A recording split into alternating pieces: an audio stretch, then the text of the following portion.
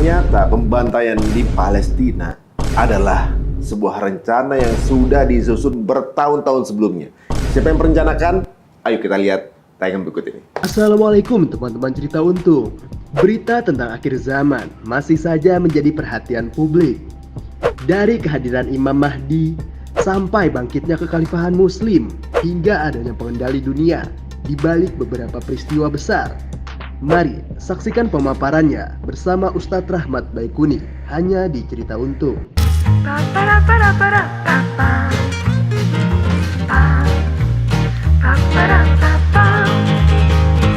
Assalamualaikum warahmatullahi wabarakatuh. Alhamdulillah teman-teman semuanya sekarang bisa kembali kita bertemu dengan Ustadz yang paling banyak teman-teman komen tanyain kelanjutannya. Dan sudah alhamdulillah berada di depan kita Ustadz Rahmat Baikuni. Assalamualaikum warahmatullahi wabarakatuh. Waalaikumsalam warahmatullahi wabarakatuh. Mas Ari, sehat Mas Ari? Alhamdulillah. Mas Ari sehat? Alhamdulillah. Ya, luar biasa on terus nih Mas Ari. Waduh, sama-sama ini berhubung ini Ustadz nih trafficnya udah kemana-mana nih. Enggak, Karena menjelang akhir zaman ini kayaknya semua butuh info. Jadi kemana-mana Ustadz nih. Berhubung lagi di Jakarta, alhamdulillah kita tangkap Iya, ini nih. Nih Ustadz, banyak yang penasaran dan sepertinya kajian-kajian Ustadz di beberapa waktu yang lalu sebelum-sebelumnya gitu. Orang mungkin banyak yang nggak terlalu menganggap itu menjadi sesuatu yang urgent untuk didengarkan. Tapi zaman masih nanti, akhir zaman masih nanti dipikir gitu. Tapi belakangan ini semua yang pernah diutarakan itu sedang terjadi. Gitu kan. Iya. Dulu mungkin pernah banyak yang bilang, ada cocokologi bla bla segala macam. Tapi kejadian sekarang bagaimana tuh dulu dengan hal itu? Nah sekarang interest teman-teman terhadap akhir zaman seperti apa ini sedang meningkat gitu. Karena beberapa hal yang sudah dinubuahkan dalam Al-Qur'an yang dibicarakan ternyata sedang terlaksana sekarang. Nah, ini banyak yang penasaran nih sebelum kita ada beberapa pertanyaan yang juga menjadi titipan. Sebenarnya penyerangan sekarang ini dalam Quran kan memang sudah dibilang Ustaz ya, akan terjadi saja. Apa ini grand design dari zaman dulu gitu, memang sudah ada, atau mungkin ya kebetulan terjadi begitu aja Ustaz. Pertama kita bicara dari sudut pandang Al-Quran. Di dalam Al-Quran Allah SWT mengatakan bahwa mereka, tanda petik ahli kitab, itu tidak akan pernah berhenti memerangi kalian dengan berbagai macam cara. Baik lewat face to face di medan perang, atau lewat pemikiran, usul fikri, ataupun lewat ekonomi, ataupun lewat apapun, yang penting mereka tidak akan pernah berhenti memerangi kita. Itu ada dalam Quran surat Al-Baqarah ayat 217. A'udzubillahi minasyaitonir rajim. Wa la yazaluna yuqatilunakum hatta yuruddukum an dinikum in istata'u. Tujuannya adalah kita murtad dari Islam. Kalau kita sudah murtad dari Islam, selesai mereka. Selesai tugas mereka. Yang kedua, Allah Azza wa Jalla sudah mengatakan bahwa mereka, orang Yahudi dan Nasrani, ahli kitab ini tidak akan pernah ridho kalau kita hidup dengan cara Islam. Artinya dengan cara Islam, selama kita hidup dengan cara Islam, maka selama itulah mereka tidak ridho. Dan ketidakridhoan mereka diwujudkan dengan memerangi kita. Kenapa mereka memerangi kita? Karena mereka adalah bangsa yang paling benci kepada orang-orang beriman. Itu ada dalam Quran surat Subhanallah Al-Maidah kalau tidak salah. A'udzubillahi minasyaitonir rajim. La tajidanna asyaddan nasi adawatan lil ladzina amanu al-yahuda wal ladzina asyraku. Ini Allah yang mengatakan begitu. Dan Allah menggunakan lam taukid dan nun taukid tsakilah, artinya pasti didapati. Muhammad, engkau pasti akan mendapati. La tajidanna asyaddan nas, sehebat-hebatnya manusia, adawatan, permusuhannya, kebenciannya lil ladzina amanu, bagi orang beriman, al-yahuda wal ladzina asyraku, orang-orang Yahudi dan orang-orang musyrik. Nah menariknya dalam ayat ini, kalau Yahudi pasti disebutkan Yahudi. Tapi yang kedua, waladina asroku, nasoronya hilang. Walang tardu angkal Yahudi wala nasoro. Ayat yang itu menyebutkan nasoronya. Yang kedua, nasoronya hilang. Tapi diganti aladina asroku, orang-orang yang musyrik. Artinya, ternyata yang benci seperti Yahudi bukan orang-orang Nasoro saja. Tapi juga ada orang yang mengaku Islam, tapi benci pada kaum muslimin. Ya contohnya mereka yang agamanya Islam, tapi akidahnya bisa dibeli, sehingga mereka menjadi influencer yang berani dibayar sama Yahudi. Itulah yang terjadi hari ini. Itu berarti hitungannya udah musyrik tuh berarti? Sudah musyrik. Pantes ya. Sudah musyrik. Jadi penjajahan atau juga kemurtadan itu bukan semata-mata dia orang yang pindah agama. Tapi kemudian lebih mengikuti apa yang diinginkan oleh mereka. Betul. Itu udah bagian dari kemurtadan itu gitu. Jadi gaya hidup, kemudian pola pikir gitu. Kemudian juga itu kan sama aja berpihak dengan yang memusuhi Islam. Berpihak. Nah, makanya ada fatwa para ulama. Ini adalah implementasi dari pembahasan tauhid. Para ulama memberikan sebuah format yang saya yakin siapapun ulama yang ahlu sunnah wal jamaah akan paham dengan konteks ini. Ada satu konsep mengatakan, intisarul kafirina wal musyrikina fi qitalil muslimina fahuwa kufrun. Menolong orang-orang kafir dan orang-orang musyrik yang memerangi Islam, ditolong, itu sudah kafir, sudah musyrik. Contohnya, kita membantu memenangkan Yahudi dengan komen kita, padahal sudah jelas-jelas Zionis Yahudi ini sedang memerangi saudara kita, sedang menghancurkan mesin, itu sudah banyak di bagian dari mereka. Dan itu sudah mutlak kafir dan sudah musyrik. Luar biasa. Kenapa demikian? Karena dalam konteks seperti sekarang ini, jihad sudah fardu ain. Dalam hal ini, dukungan sedikit pun pada musuh-musuh yang memerangi kaum muslimin itu sudah kafir. Satu itu. Nah, kemudian yang kedua, ternyata kemusyrikan bisa dilakukan oleh orang yang bertakwa, mengklaim dirinya bertakwa, mendirikan salat dan suka bertobat. Ya, ada satu ayat menarik nih dalam Quran surat Ar-Rum. Ya, surat Ar-Rum ayat ke-31. A'udzubillahi minasyaitonirrajim. Munibina ilaih, dengan selalu bertobat kepada Allah, wattaqu dan bertakwa kepadanya, wa aqimis sholata dan mendirikan salat. Wala takunu minal musyrikin, dan jangan kamu termasuk orang-orang musyrik. Loh, kan sudah tobat, takwa dan sholat, kok masih dilarang jangan syirik? Apakah tidak cukup tobat, takwa dan sholat membuat orang terbebas dari syirik? Betul. Apakah berarti ada orang yang suka bertobat, takwa dan sholat masih bisa melakukan kemusyrikan? Betul. Pertanyaannya, kemusyrikan apa yang dilakukan oleh orang yang suka tobat, takwa dan sholat? Yaitu yang kata ayat berikutnya, surat Ar-Rum ayat 32, minal ladina farraqu dinahum, yaitu orang-orang yang memecah belah agama mereka. Kalimatnya farraqu, rohnya ditasydid. Artinya bukan hanya satu perpecahan, banyak perpecahan. Agama dipecah belah. Kullu hizbin bima ladayhim farihun, dan tiap golongan merasa bangga dengan kelompok mereka. Ada bangga dengan namanya, bangga dengan ulamanya, bangga dengan jumlahnya, bangga dengan ide-idenya. Mereka lah orang-orang musyrik. Pantesan ini menjadi satu senjatanya mereka ya untuk kemudian membuat nggak solid itu tuh dengan cara dipecah-pecah. Di zaman dulu waktu itu kan dibikin koloni-koloni itu, bendera sendiri masing-masing. Dan sekarang pun begitu. Pengajiannya beda, benderanya beda, yang lain salah gitu kan. Itu bagian dari untuk memecah belah persatuan. Grand design. Dan membuat mereka jauh dari Allah. Jauh dari pertolongan Allah. Ada satu logika yang menurut saya ini menarik. Pertama ini, Yahudi tahu diri mereka etnis minoritas dengan ide-ide yang brutal mereka, dan mereka paham dunia tidak akan menerima perbuatan brutal mereka. Tapi kok mereka bisa sekarang melakukan kebrutalan di negara yang mayoritas Muslim? Ini Palestina. Palestina itu dikelilingi oleh 300 juta Muslim Arab. Ya, Palestina dikelilingi oleh 300 juta Muslim Arab. Sementara yang membantai Palestina itu cuma tidak lebih, di sana ada 6 juta Yahudi. Tidak lebih dari 6 juta. Nah, logikanya kok bisa 6 juta mengalahkan 300 juta? Ini sudah 2 bulan ini mereka dibantai.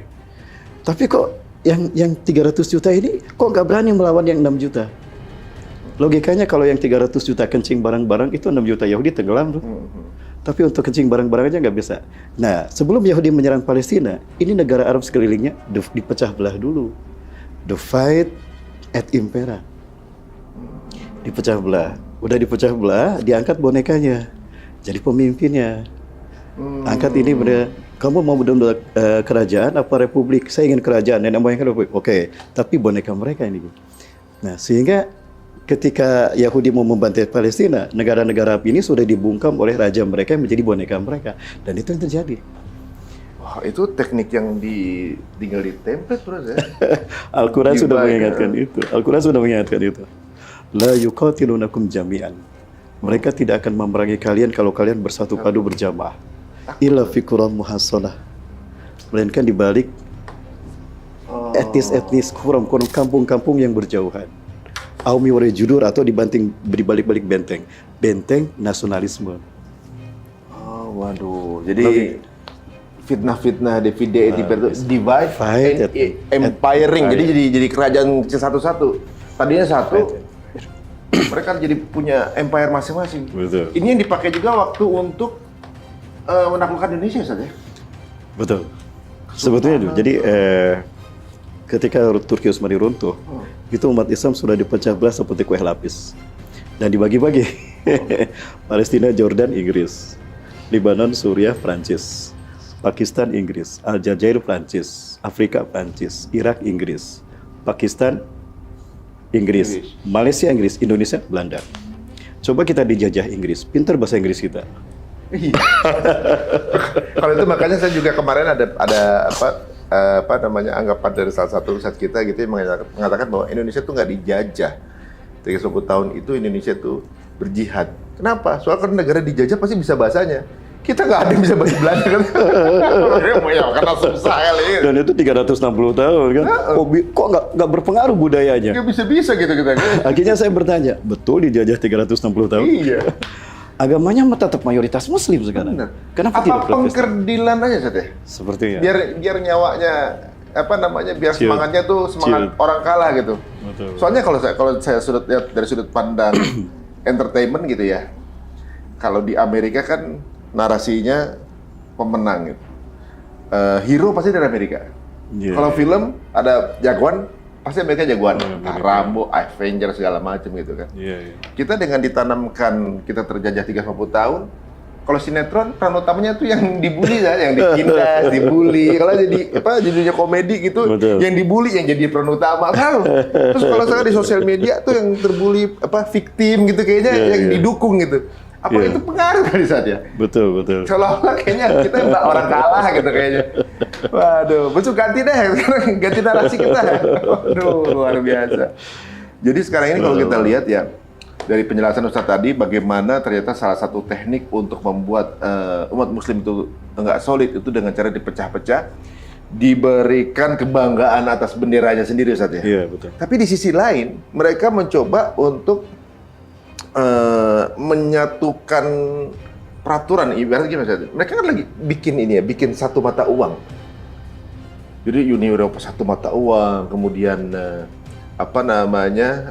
biar jadi satu kebijakan gitu kan. Sebenarnya dengan adanya dolar seolah-olah kayaknya kita terpaku pada dolar gitu kan. Jadi alat tolak ukurnya gitu, walaupun nggak di satu bendera tapi seperti nurut aja gitu. Mungkin supaya kita nurut sama dia, kita dipecah dulu kan gitu ya. Betul, betul. Dan yang memimpin boneka mereka. Nah, itu Boneka dia. mereka memimpin. Dan itulah dalam rangka untuk menciptakan shadow government. Jadi kan langkah yang pertama dalam tata dunia baru itu adalah one government in the world. Nah, supaya pemerintah ini ada dalam kekuasaan mereka, maka negara-negara seluruh dunia itu harus sejalan dengan kebijakan Yahudi. Bertentangan dengan kebijakan Yahudi, habis dia. Contoh Libya, Muammar Gaddafi ini dia ingin menciptakan Liga Arab. Dia ingin menyaingi NATO, MEE dan sebagainya. Nah, Kenapa ME juga mereka juga? mereka juga. Mereka yang buat. Oh. Mereka yang buat juga. Kan ada beberapa perwilayah ya. Amerika, Kanada, Meksiko satu tuh. Eropa satu. Kemudian Afrika satu, Asia satu. Nah, nanti akan menjadi bagian dari mereka ketika masing-masing itu ada dalam leader mereka. Nah, artinya negara-negara di dunia kebijakannya harus sejalan dengan agenda Yahudi. Bertentangan dengan agenda mereka udah habis. Muammar Gaddafi luar biasa kan, dia ingin menyatukan negara Arab, membuat fakta pertahanan Arab, untuk membuat kekuatan ekonomi Arab dan kekuatan ideologi. Nah, di antaranya dia ingin menciptakan mata uang kembali pada Quran dan Sunnah, kembali pada dinar dirham. Nah, ini ancaman bagi kehancuran kapitalisme kan, bagi eksistensi kapitalisme. Nah, maka nggak suka tuh, nggak mungkin dibiarkan, maka ditumbangkan. Libya, lalu pemimpin berikutnya ya ganti dengan boneka mereka. Sekarang Libya hancur. Artinya umat Islamnya udah hancur. Kemudian Saddam Hussein juga sama. Saddam Hussein sama. Muhammad Mursi juga sama. Semuanya dan Seperti itu. semuanya keras dengan Israel ya. Ya, saya dan Amerika. Jadi keras dengan Israel, maka ada harapan dia akan ada kemungkinan dia akan dieksekusi. Dieksekusi. Apa itu terjadi dengan King Faisal? Yang di Betul. Arab. Sepertinya itu. Begitu juga. Betul. Pantesan sekarang raja-raja pada takut semua kan? Ada takut sama mereka. Betul. Oh Orang Yahudi. gitu. Ya. Yang bahaya berarti sekarang Erdogan nih. Dia kan bukan. Nah, itu dia yang saya khawatirkan. kekuatan Bani Rum nanti itu akan tersentralisasi di bagian atas Suriah. Ya, ini menariknya kata Rasulullah, umat Islam akan bersekutu dengan Romawi. Iya katanya dia. Ini hadis ya, hadis sahih. Ada dalam kitab An-Nihayah fil Fitan wal Malahib. Kata Rasulullah SAW, Innakum satuslihuna Rum sulhan aminan. Sungguh kalian akan berdamai dengan Romawi dalam keadaan aman. Sumatagzuna antum Rum adu mi waraihim. Kemudian kalian bersama Romawi akan memerangi musuh di belakang mereka. Subhanallah, Rasul menyebutkannya di belakang mereka, bukan di belakang kalian. Artinya musuh ini lebih dekat Romawi. di belakangnya Romawi, bukan di belakang umat Islam. Fatung soruna watuslamuna watuknamun. Kemudian kalian akan ditolong Allah, kalian menang dengan gilang gemilang, kalian akan mendapatkan harta rampasan yang besar. Ya. Kemudian falama wasala fi makanin dziturul, dan kalian sampai di padang sabana, qama rajulun min ahli Nasraniyah. Seorang laki-laki dari ahli Nasrani berdiri mengangkat salib. Golabas salib, salib menang, salib menang. Marah tuh umat Islam. Kata siapa salib menang? Kami ada di barisan terdepan, kalian di belakang kami, kamilah yang menang. Didorong tuh si orang yang membawa salib, jatuh ke jurang mati, Muslim yang mendorong dibunuh. Fayak dirurum, Romawi berkhianat kepada umat Islam, naik ke atas. Di mana? Di wilayah yang berbatasan dengan Suriah. Wilayah yang berbatasan Suriah, Turki. Fayajtami'una Rum tahta samanina royah. Maka Romawi berkumpul di bawah 80 bendera. Walikul riwayatun isna asyara alaf junudan. Satu bendera 12.000 pasukan. Artinya jumlah Romawi itu 960.000 orang. Itu berhadapan dengan umat Islam di Suriah. Berarti Turki ada dalam kekuasaan mereka. Jadi ada kemungkinan kalau ini terjadi, Turki hancur. Atau Turki jadi ikut mereka gitu? Sepertinya tidak. Enggak ya? Rakyatnya yang munafik mungkin iya. Tapi rakyatnya yang pro Erdogan bisa jadi perang dan gugur, dan Erdogan syahid, kalau nggak syahid gabung dengan pasukan umat Islam. Atau pemilu kalah. Tapi ini baru pemilu, baru menang. Berarti kabinet berikutnya dong. Nah menariknya begini, ada seseorang berkata pada saya, Ustadz, nah itu hadisnya Ustadz. Nah sekarang faktanya, Rusia dengan Ukraina perang. Dan Rusia dibantu CES-nya. Kan CES-nya umat Islam. Apakah sesuai nggak dengan hadis itu? Ketika jamaah saya bertanya begitu, saya tertawa saja. Saya tidak mengatakan, itulah maksud dari hadis ini, saya tidak mengatakan begitu. Cuma menariknya begini, Rasulullah menyebut Romawi. Romawi di masa Rasulullah, itu adalah Kristen Ortodok. Dan Kristen Ortodok sekarang, itu Rusia. Yang Ortodok Rusia, bukan London ya? Bukan Rusia. London itu, mohon maaf. Udah tinggal orang tua ya? London sekarang itu Katolik sebetulnya. Oh Katolik. Nah Protestan itu ke Irlandia. Oh. Maka Inggris dengan Irlandia perang kan? Iya, dan nggak pernah nggak sepaham. Tapi Irlandia pro Palestina sekarang. Itu dia Protestan. Nah, karena ada orang-orang ketika umat Islam Umar bin Khattab menguasai Palestina, Yerusalem. Di sana sudah ada etnis Yahudi, etnis Nasrani, dan Islam. Itu tiga-tiganya bersatu dan mereka rakyat Palestina. Datang Ashkenazim, hancurlah Palestina. Yang dibantai bukan hanya orang Islam Palestina, Yahudi Kristen juga dibantai. Asal Palestina semua. Asalkan semuanya Palestina. Nah, siapa yang membantainya? Ashkenazim, yang dulu mereka menghancurkan Rusia dengan revolusi Bolshevik. Orang-orang jutaan orang Kristen Ortodok dibantai kan? Dibantai. Nah, Kristen Ortodok. Jadi pusat Kristen Ortodok itu Rusia.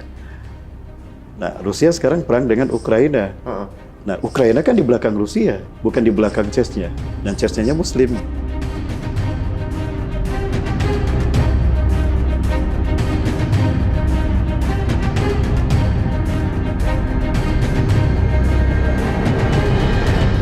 Konteks semacam ini mungkin agak sulit untuk memahami, untuk memahamkannya, karena bagi mereka yang jarang intens dengan Quran, hadis, sejarah, mungkin akan alergi dengan penjelasan ini.